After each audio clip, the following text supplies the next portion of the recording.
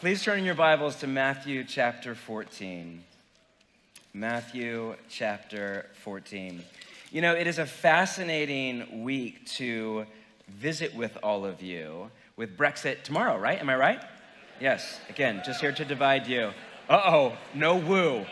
I know just enough about the landscape to know that's not okay. But, you have Brexit here tomorrow. Back in my country, we have the Trump impeachment trial.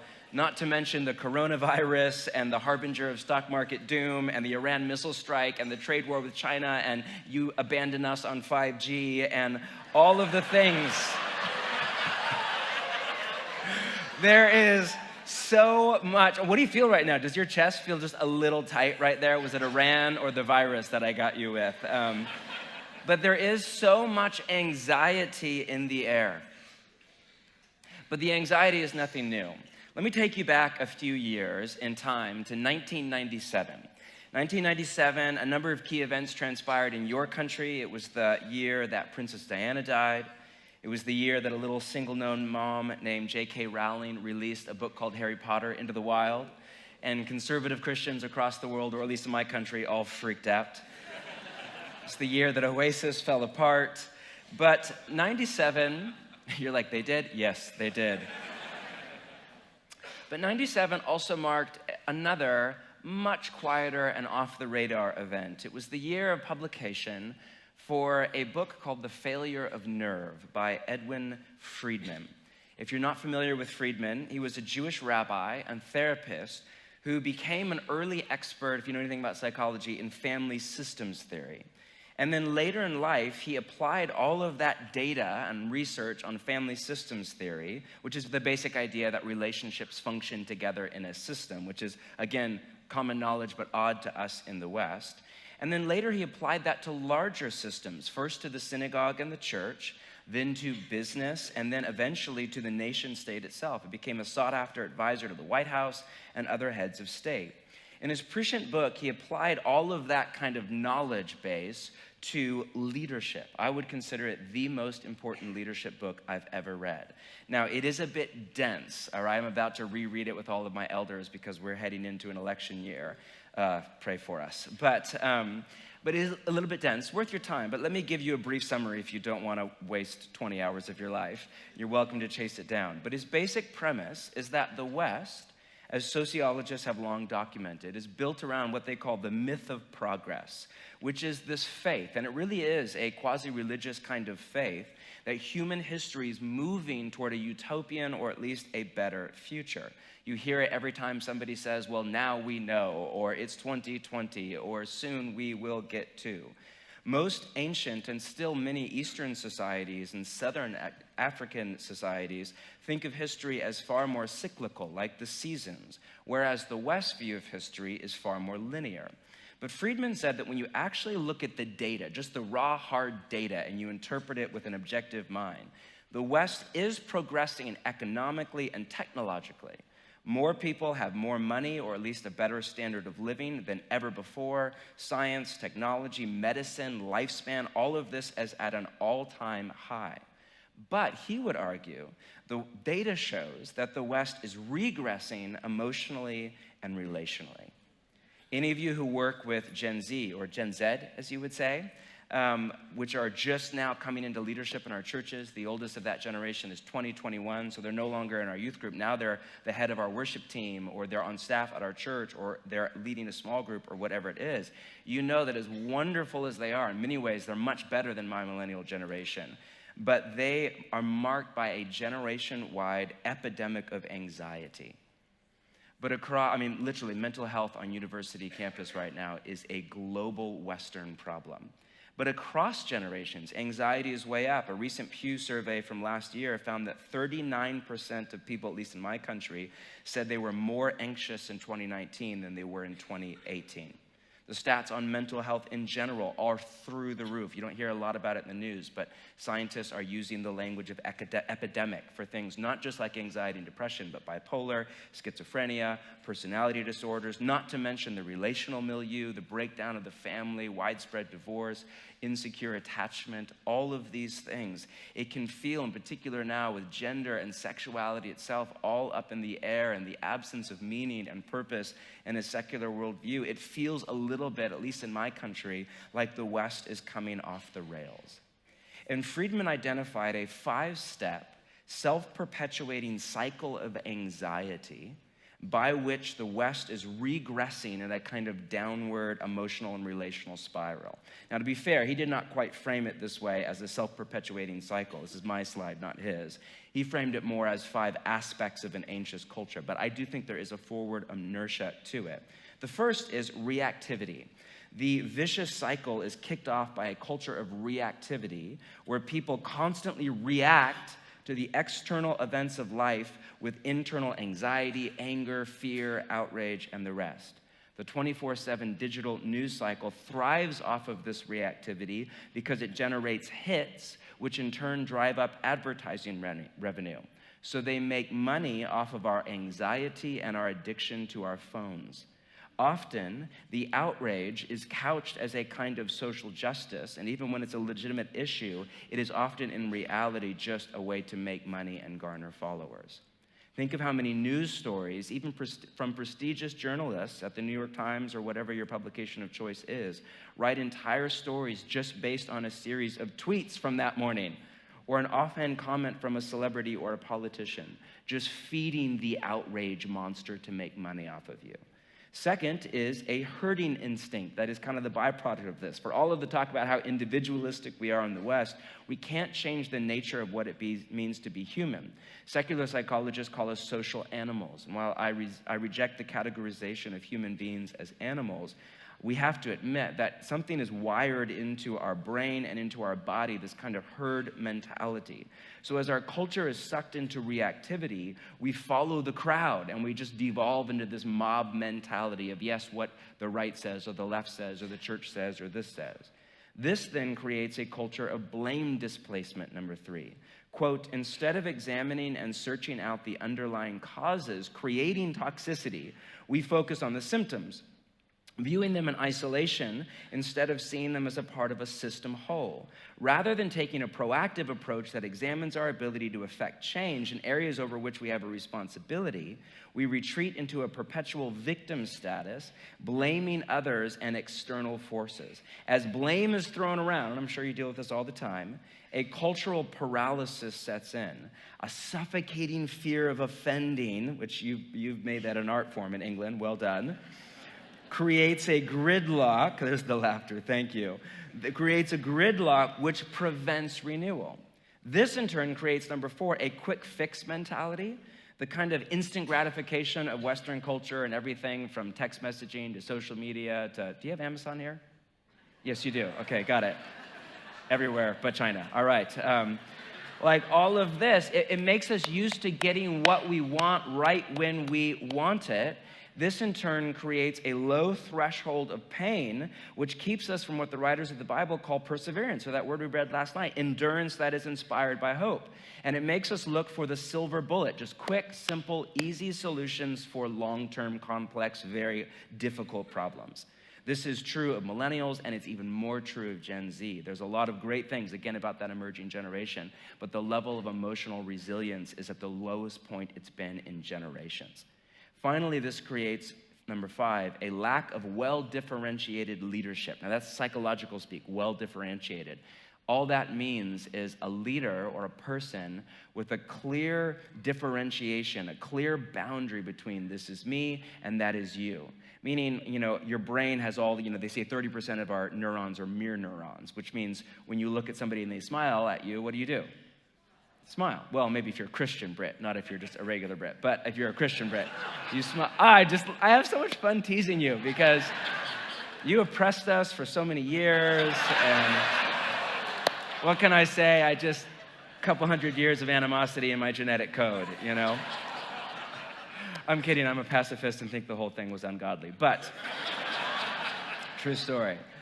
But when you look at somebody and they smile at you, you smile. When somebody walks into the room and they're angry, you feel this anger or this agitation. When somebody is really stressed out and anxious around you, you feel stressed out and anxious. This is actually how God wired you. It's beautiful. We're created in the image of a relational Trinitarian God. We are relational at our core. We can't help but relate to other people.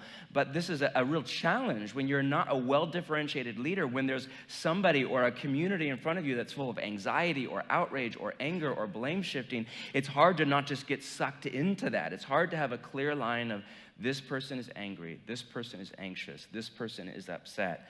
I'm okay. That doesn't have to permeate the membrane of my spirit. I can sit here and be well differentiated and calm and compassionate and loving. So this creates leaders who are not the types of leaders who can break the cycle of anxiety. Because you just can't lead well in an environment of reactivity, anger, blame shifting, and low emotional resilience. So as the saying goes, we get the leaders we deserve. Often those who prey on the cycle of anxiety to get what they want. Now, Friedman said, all that to say this. Friedman said the only way to stop this cycle is to inject into the middle of it what he called a non-anxious presence. By a non-anxious presence, he meant a well-differentiated leader, somebody who was calm, who is at peace with God and with himself or herself. That is you. This is me. I'm here. I'm present in compassion and in love, but I'm not sucked into all of the anxiety and the outrage and the blame shifting. I'm here to offer a calm, wise, non-anxious presence. And he said that's the only way to break this cycle, be it in a family or a small group or a church or a nation state. A quarter of a century later, his paradigm is more perceptive than ever, particularly in the political and the moral turmoil of our era. Portland, where I live, is home to the largest independent bookstore in America. It's called Powell's Books. And there's, like most large bookstores, there's recommended reading walls. And there's this one huge wall right when you walk in that my buddy Mark Sayers and I just call the freaking out wall. And it's just all of the books on all of the things. Climate change and President Trump and Brexit and President Trump and climate change and sexuality and President Trump and just all of the things are on the wall. There's just so much anxiety and fear and outrage and anger. Our world is in desperate need of followers of Jesus and others to step in as a non-anxious presence and break the vicious cycle. Now, the trick is, easier said than done, right? It's not like, oh, cool, yeah, I'll just be a non-anxious presence from now on. It's a little bit harder than that. How do we become a non-anxious presence, in particular in a culture that is spinning out of control and anxiety? Well, that's where Friedman's book is fine, but it's a lot less helpful. But in the story that we're about to read in Matthew 14, Jesus and his biographer Matthew offer us, I think, a way forward, at least a glimpse of a way forward to becoming the kind of person or apprentice of Jesus, and for many of us in the room, if not all, a leader who is free of fear and a non-anxious presence for the world. Matthew 14, would you please stand with me for the reading of Scripture?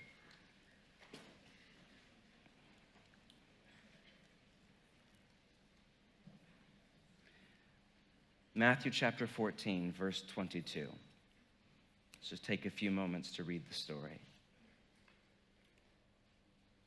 Immediately, Jesus made the disciples get into the boat and go on ahead of him to the other side while he dismissed the crowd. After he dismissed them, he went up by himself on a mountainside to pray. It's interesting. This is Jesus who earlier in Matthew's gospel said, when you pray, go somewhere alone. Go to what he called the secret place and just rest in your Father's love. He's doing exactly what he taught his disciples to do. Later that night, he was there alone, and the boat was already a considerable distance from the land, buffeted by the waves because the wind was against it. You ever feel that way? It's also known as church planting. shortly before dawn, and a more literal translation is in the fourth watch of the night. The Romans divided the night into 4 3-hour watches, so this would have been between 3 a.m. and dawn, meaning the disciples have been at it on the lake for 9 hours. You think you slept bad last night? 9 hours all night long. Can you imagine how tired they must be? When the disciples saw Jesus walking on the lake, they were terrified. It's a ghost! And they cried out in fear. One translation has, they screamed in terror. I mean, not only are they dead tired and exhausted, but this is the Sea of Galilee. This is a Bedouin culture. They're not island people. It's not a seafaring culture. And so they are scared to death of water in general. In all Hebrew mythology, water is the home of anarchy and chaos and evil and Leviathan. In particular, that Greek word that we translate ghost is phantasma, where we get the word phantom. And there was a common legend or perception in the first century that the souls of those who died in the lake would haunt the lake at night. So can you imagine? Like, there's a dude walking to you across the lake. You're delirious with sleep. You have a category for a ghost or whatever. I mean, they are scared to death, the anxiety. But, 27, Jesus immediately said to them, and I love it, the word of Jesus for so many, take courage. It is I. Don't be afraid. That word, it is I, in Greek is ego eimi, which if you're a Bible nerd, you might recognize that. It's literally I am, and it's the same word used in the book of Exodus in the name of God. When God says, I am that I am, when that was translated into the Greek and the Septuagint, the translation that most likely Matthew and Jesus would have read, the word there, the Greek there was ego eimi. To make things even more Bible nerd level, this phrase is exactly in the middle of the story. There are, depending on who you read, either exactly or 1 or 2 words off, 90 words on either side of the phrase ego eimi. Matthew is saying this is the center point of the story. This person coming to you that you're scared to death of is not a ghost. It's not, this is actually I am who I am, coming to you over the water. Lord, hence the name, Peter replied, tell me to come to you on the water. Come, he said. Then Peter got down out of the boat, walked on the water, and came toward Jesus. But when he saw the wind, he was afraid. He was scared. He was anxious. And beginning to sink, he cried out, Lord, save me. Love the honesty of that. Immediately, Jesus reached out his hand and he caught him. You of little faith, or in Greek, that's actually like a loving little nickname. It's you little faith. There's no preposition in the Greek. You little faith. And you could read that as Jesus, like a dig, like you little faith. I think it's more like how a loving father would speak to a child. Oh, you little faith, right? Why did you doubt? And when they climbed into the boat, the wind died down. Then those who were in the boat worshiped him, saying, truly, you are the Son of God. Take a seat. Now, you all know this story very well, and for good reason. This story has, over the years, hit a nerve in the human psyche to the point that a storm has become a stock image or metaphor inside and outside of the church, at least all over the West, for a hard time of life. Now, there are so many layers to this story, I don't have time to explore really any of them. I just want to offer one very simple insight from this story that most of you know very well that I missed until just about a year ago. And we're teaching through Matthew back home, and there was a whole new dimension to the story for me. And it's very simple. This is the second storm story in Matthew's gospel. If you're reading through Matthew from beginning to end, in particular the way it was designed for you to read through the whole thing in one sitting, this story feels a lot like deja vu. Wait a minute, did not we just read that story? Yes, it was back in chapter 8. And the two stories are very similar, but there's a subtle kind of little different part to each one. Similar in that they're both stories about storms. They're both on the Sea of Galilee. They're both at night. The disciples are scared to death in each one. Jesus calls them little faith in each one. But they are different in that in the first storm, Jesus is in the boat, but he's asleep. You remember that one? I want to master that art, Jesus. Let me apprentice under you. He's in the boat and he's asleep. In the second one, he's out of the boat and he's nowhere to be found. He's way up on a mountain in the dark away. And in the first storm, Jesus asked them a question, why are you so afraid? In the second one, he gives them a command, do not fear. Now, one way of reading this is that the biographer Matthew is saying that we can't just wake up one morning and decide to become a non-anxious presence. We can't just wake up one morning and say, all right, you know what I should really stop doing? Being nervous. I'm just done. Let's not do that anymore. Instead, we have to, that's why Jesus doesn't command it early on. Instead, we have to become the kind of people through our apprenticeship to Jesus who are free of fear and are a non-anxious presence to the world. So I've been asking the question recently, how? Like, how do we cooperate with Jesus in our apprenticeship to him to that end, to become a non-anxious presence? And I don't think there is a formulaic answer to that, but I've been playing around with a countercycle that I just want to run by you this morning to Friedman's 5. If you have that in your mind, Friedman's 5 of reactivity, hurting, blame, displacement, and so on. Here's a countercycle from the life and teachings of Jesus. Now, just to clarify, this is not an attempt to exegete Matthew chapter 14, and it is not an attempt to simplify and synthesize the way of Jesus into one thing. This is just 5 practices from the life of teachings of Jesus as they come to us from Matthew and the 4 Gospels that I read as a kind of counter habit to the vicious cycle of anxiety, and that I think are practices that have the potential to open us up to the Spirit of Jesus to form us into a non-anxious presence for the world. First off is slowing, or what Pete Scazzaro calls a slow down spirituality. How good is that? A slow down spirituality. You know, I won't say much about this because of the seminar yesterday, but one of the first things that you realize when you read the Gospels is that Jesus was rarely, if ever, in a hurry. Dallas Willard was once asked to describe Jesus in one word, and he thought about it for a moment, and he said, relaxed. Which is really interesting. You know, Willard was in a Vineyard church for the last 20 years of his life, and people don't think of him as a charismatic because he writes in the language of a philosopher, not in the language of kind of the subculture. But he is 100% there at a theological level. And his book on hearing the voice of God, which is still the best thing I've ever read on hearing the voice of God, he writes, Jesus will walk up to you and talk to you. That's about as vineyard as it comes. Or really, that's about as biblical as it comes. And Willard saw that Jesus' pace of life was often very different and much slower than our own. Just think about how many stories in the 4 Gospels are interruptions and how Jesus responds, not just stories, but teachings, how Jesus responds to the interruptions. C.S. Lewis once said something to the effect of how you respond to an interruption is who you really are, which is just death to the soul, right? Like, oh, if you were happy, you're not anymore now, right? That's just, so true. But there was something about Jesus' manner, his person, his way, his soul, that was just, there was enough space in his life, and there was a pace by which he would move through the world, even though he was very generative and very active, where he was just open to interruptions, whereas often we are not. And it was all in the name of love.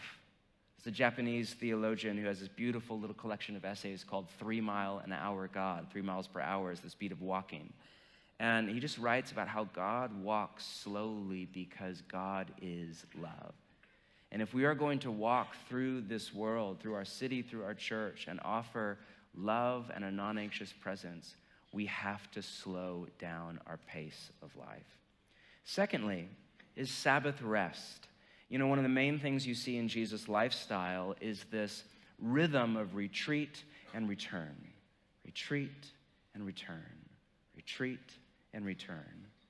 Jesus was just always, there was this oscillation, this kind of back and forth between time alone and the quiet and prayer and rest with God, with his soul, and then time with friends, activity, preaching, healing, doing all of the stuff, as you would say.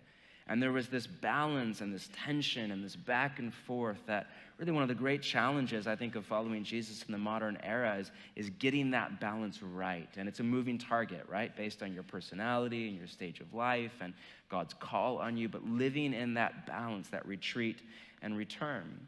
I love Luke's summary, quote, Jesus is Luke 5, Jesus often withdrew to lonely places and prayed. Can that be said of you? Sam often withdrew to lonely places. Well, let's put it in the present so you're not dead.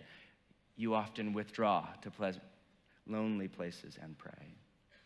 Sarah often withdraws to lonely places and pray. John Mark often withdraws to lonely places and prayed. In fact, I would argue, and a number of scholars make this case, that the more in demand Jesus was, the more he snuck away to pray and rest and gather his soul and get direction from God. I just read an autobiography from Elton Trueblood. You may not know who he is. He was a Quaker philosopher from a century ago, and I'm interested in Quakers right now. And he had this great line about how the more public a leader is, the more he or she has to learn to hide. And he based it all on the life of Jesus. And there's something to that, where the more that you lead, the more responsibility you have, the more influence, the more people you serve in your church, we tend to go the opposite direction. We think, I need to be around more. I need to be more present. I need to be more available. I need to do more things. But what if that's actually a strategy of the enemy against us? What if actually, man, you have to do less in order to do more? What if actually that means, no, we need more time in prayer to live in reliance on God? I'm really not a sports guy, but I'm interested in the psychology of sports a little bit, and I've been following this, in my country at least, there's this massive controversy and debate over what's called load management. It's an old idea in baseball where it's less controversial. It's a new idea in basketball. And as I understand it, the basic idea is that the more important a player is to the team, the less they're able to play and the more they have to rest. But it's a controversy because if you show up for a basketball game, it's quite expensive to go to a game, at least in my country. You pay however much money to get in, and then the star player is just like sitting on the bench just caring for his soul. You know? You're like, I don't want you to care for your soul. I want to Instagram you. Win the game for me. Get out there, you know? But the basic idea is that the more key a player is to the team, the more the mental and emotional and relational and physiological stress is put on the person's soul. And so actually they need to actually play less and rest more. I think there is a principle in there. I think there's a human wisdom thing in there for the way that we lead, where the more leadership we have, the more time we need to spend in rest, life-giving, renewal, whatever that looks like for you based on your personality, and of course, prayer. I recently read Ordering Your Private World by Mcdonald, who was a pastor for decades. My favorite line in the entire book was this: Jesus knew his limits well. Strange as it may seem, he knew what we conveniently forget. And this is the killer line: time must be properly budgeted for the gathering of inner strength and resolve in order to compensate for one's weaknesses when spiritual warfare begins. How well we rest will determine how well we work, and I would argue it will determine how victorious we are against the enemy. It's been said that rest is a weapon in spiritual warfare. It really is. I really think that Sabbath and sleep and rest and prayer are a form of spiritual warfare against the enemy and against our own flesh. It is very hard to tempt well-rested, emotionally healthy, happy people. It's very easy to tempt exhausted, burned-out, workaholic people under chronic stress. How often do we do most of the enemy's work for him? Man, may I just encourage you, may I give you permission, may I bless you with a spirit and a practice of Sabbath rest. Third is Konaniya.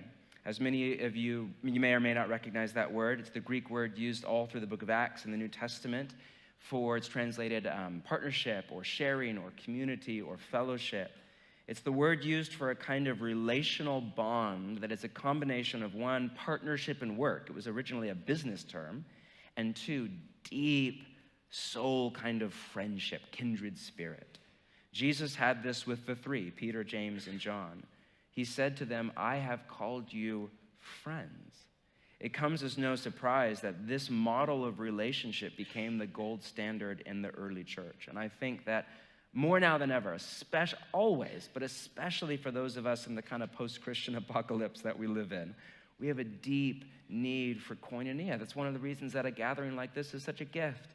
How many of you are just loving time with your friends? And I walked into the hotel last night at like 11:30 at night, and everybody's like, are you coming to drinks? And I'm like, no, it's almost midnight. I'm not coming to drinks, you know? But it's packed downstairs, and my guess is it's just people who want to be together and have relationship and have that bond and that, I miss you and how are you, and to share soul and, that's what it's like for you. This is what it's like for me. This is such a gift. And you don't need 100 people like this. You just have a few. I have about a dozen guys that I spend a week with every spring, all lead pastors of churches. And we go to this house, we sit together, and we spend a week together. And they are my dearest friend. One of them lives here in Nottingham. And yesterday afternoon on the break, or day before, I spent just the whole afternoon with them. And it's just, those friends where you don't see each other for 9 months, and then you sit together and like literally 5 minutes in the conversation, one of us is weeping, and we're just like at all the soul. That's not an exaggeration. We're just at all the soul stuff, right? The gift of koinonia, men and women that we're deep friends with and we're in partnership with for the work of the kingdom of God. Deep, long-term, honest friendships, like what you see in John and Debbie and Ellie and John. That's the stuff of the kingdom of God. That is what will get you flourishing and thriving as they are decades into the work, calm and present before God. But fourth is contemplative prayer. Now, I hesitate to use that word because people have mixed reaction to the idea of contemplative prayer, particularly in the charismatic church. I love it. All of us introverts are like, yes, sign me up. But in particular, often extroverts or people that really care about mission or evangelism or justice or church planting are often a little allergic to the idea. But you have to wrestle with the fact that Jesus, we read, often, again, went off into the quiet to be alone and pray. Now, it just says to pray. It doesn't say what kind of prayer it was. I come from a church tradition where prayer is synonymous with intercession, with asking God for things, which is for sure a core facet of prayer. But when Jesus, has his beautiful teaching in John 15 about abide in me or remain in me, I don't know what he means by that, but I doubt he means intercession. I think he means a kind of resting in the Father's love through connection in the Spirit. There is a kind of prayer that feels like work, and it's good, and there's a right and fitting place for it. But often when you're already tired and on the edge of burnout, you're like, I need to pray more, which feels like I need to work more. And again, there's a time and a place for that. But there's also a time and a place for a kind of resting in prayer.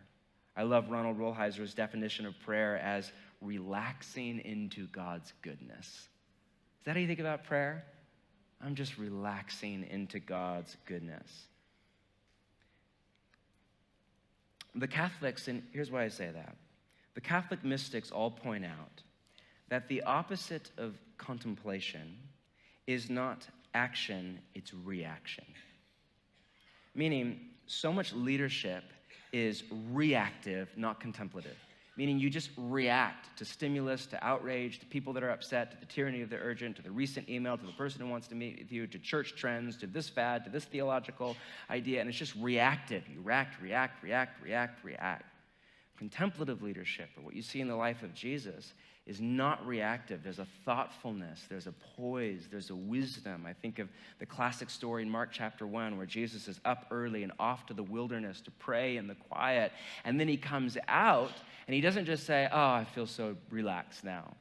No, he actually says no to a demand and an incredible opportunity, and then he says, no, for this reason we must go forth to preach the gospel in other towns and villages.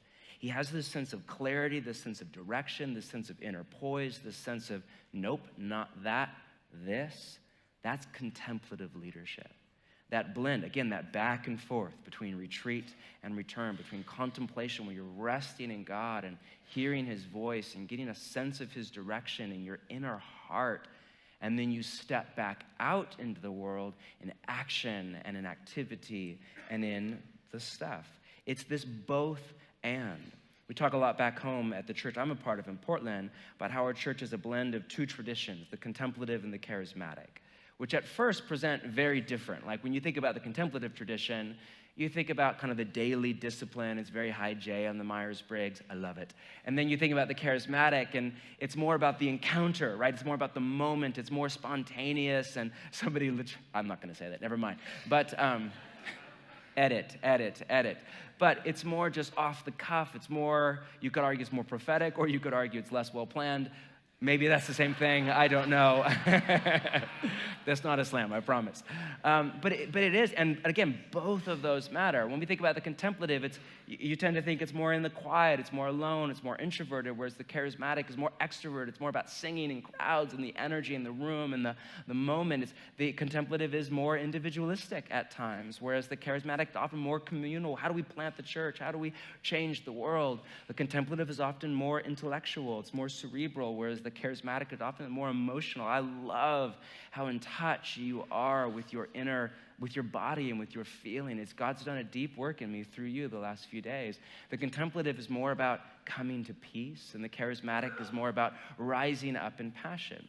But if you think about it, as different as they present, they are actually both built off. They are the most similar two traditions, I think, in all of the church. They're both built off a theology of manifest presence. They're both built off of, I want to experience God. I don't want to just hear about God. I don't want to just read about God. I don't want to just believe in God. I want to experience the presence with a capital P. And there is a blend that we have to fight for. All of you, as individuals, and then each of us in the tribe or the movement that we're a part of, will lean toward one side or the other just based on your personality. If you're more introverted, if you're more of a J on a Myers-Briggs, if you're more cerebral, you're just going to naturally gravitate to one end. And if you're more of a pragmatic, more of a feeler, more of an extrovert, more of an out in the world, you're going to gravitate toward the other. That's not bad. Personalities and preferences are part of God's call in your life and the flow of the Spirit, the Trinitarian community through you, and the expression of God through you. It's beautiful. But one, we really do need to blend. To move toward maturity is to move toward a healthy balance and a wider experience of the kingdom of God in our own body and in the body of the church. And we need to be very careful not to react against what does not come easy for us based on our personality and preferences. That's just not how I like to do it. Or based on a bad experience in the past or a wound, or based on fear. Much of it is based on fear. My point is, the contemplative and the charismatic must come together as people in the way of Jesus live in this back and forth of prayer, contemplation, resting in God, hearing his voice, inner direction, and then back out into the world to do this stuff. Finally, I think the fifth kind of counter habit is this idea of indifference. By indifference, I'm referring, that's a weird word in English, so let me explain it. I'm referring to the word as it's used by Ignatius of Loyola, something has been said about him the last few days by Debbie and others, and the Jesuit order as a whole. Many Ignatian scholars argue that a much better English translation, he wrote in Spanish, not English, they argue is the word freedom. I don't like the word indifference because it makes us sound like we don't care. That was not remotely his idea. Freedom is a great way to say it. What he meant by indifference or freedom was that you are free at an emotional level from the need for your life to go a certain way to be happy and at peace. The French mystics called this detachment, but we can't talk about the French here, so moving on. Modern Christian psychologists call it yieldedness. And it's just this very simple idea that come what may, good or bad, we're okay. Not stoic, not emotionally repressed, not in denial. No, we let the emotions come through us. But our sense of joy, our sense of peace, our sense of life is not dependent on my life has to go this way. I think that's what Jesus is saying with do not fear. He's not saying, don't worry, nothing bad will ever happen to you. If you think that's what he means, keep reading the story. What happens to Jesus? He goes to the cross and dies. And Paul makes it clear he dies not just for us, but also with us. Both and. I think what Jesus is saying is no matter what happens, even death itself, you don't need to fear. I was just so struck by Jesus' line in Revelation chapter 1. I hold the keys to death and Hades. Do not be afraid. What do people fear more than death and hell? Very public speaking. But other than that, very little, right? If we don't need to fear death or hell itself, we don't need to fear anything. We can live without fear with Jesus in the kingdom. You know, there are two very basic ways of dealing with anxiety. One is fixing all of your problems so you no longer have anything to worry about. Have fun with that one. You know, you all know, like, all I have to do is say it for you to chuckle. That's just a chasing after the wind. Life then becomes an endless game of whack-a-mole, right? You fix one problem, another one, another one, another one, another one, another one. Like, you answer this, you get this person calmed down at church, and then you get another mean email, and it's just like boom, boom, boom, boom. It's just a fool's errand. Eventually, we realize that even if we can get them all to stay down for a minute, the deepest problems of life often cannot be solved in our own heart. The other way is just coming to a place where you're okay with your problems. That doesn't mean you roll over and play dead. It doesn't mean you're passive. It doesn't mean you're stoic or non-emotional. It means you do everything you can to fix your problems, make things okay, to plan for your future. And then what comes, comes. You don't need to fear or rage or manipulate or freak out. It's okay. The very beginning of his spiritual exercises, which is the kind of collection of writings, and it's really more, it's exercises, for which Ignatius is famous, he writes this, and this is a great summary. We should not fix our desires on health or sickness, wealth or poverty, success or failure, a long life or a short one. For everything has the potential of calling forth in us a more loving response to our life forever with God. Our only desire and our one choice should be this: I want and choose what better leads to God's deepening life in me. Isn't that beautiful? Here's the one thing I need to be true in my life. I want and I choose what better leads to God's deepening life in me. Notice how he ties this idea of indifference or freedom to love. As I said last night, with fear-based leadership, when we then scramble to control our life. And when we do that, we negate love. Because we manipulate people, we bully people, we use people, we run over people to get what we want and we think we need. This is toxic and so dangerous, because if you do this as a leader, you have power over people and you wound people everywhere you go. My mentor and I were recently chatting about this, and he had this great one-off line. He said, you know, when fear is running the show, love is repressed. In context, we were chatting about my parenting. And as my children are wonderful, but as my eldest is now full on into the Stranger Things teenage years of 14, I have more fear, right? More anxiety as a parent. And you know, if you have a teenager, you know, they're not clay in your hands, right? You're not the sculptor, right? They are a free, autonomous being made in the image of God and fallen. And he's so lovely. I love him. But man, like, it's really hard with my personality for me to parent out of faith and not out of fear. And he's a great kid. But man, when I let fear take over my reaction to an offhand comment or a behavior or a thing, I step in and I clamp down on him and I parent with anxiety. And trust me, it does not go well. As many of you parents know, and many of you children know, because that was your experience of your mom and your dad. It's very hard not to parent that way. So becoming a non-anxious presence, this is what you need to hear. It's not just about, I want to feel less stressed out and more relaxed, you know?